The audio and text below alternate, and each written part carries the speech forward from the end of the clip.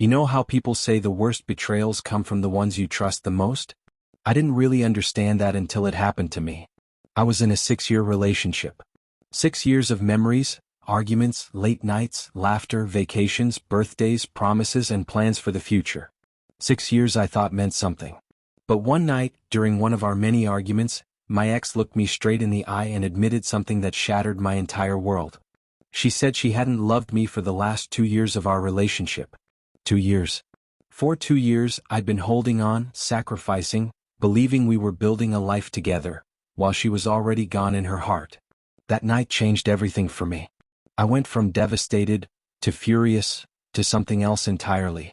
Because in my darkest moment, I realized, if she thought she could waste years of my life, I could waste a little bit of hers in return. And that's when the revenge began. This is the story of heartbreak, betrayal, and one of the pettiest, yet most satisfying, revenges I've ever pulled off. We met in the most ordinary way. At a friend's party 6.5 years ago. She was across the room, laughing, holding a red cup, looking so effortlessly comfortable in her skin that it was magnetic. I don't know if you've ever had that feeling where someone just pulls your eyes toward them, but that's what it was. Her name was Emily. She was sharp, witty, and had that kind of smile that made you think she was in on a joke you hadn't heard yet. We started dating quickly. Within months, we were spending every other night together. By the first year, I was convinced she was the one. I remember telling my mom on the phone, she just gets me, you know? Like I don't have to explain myself. The first couple of years were golden.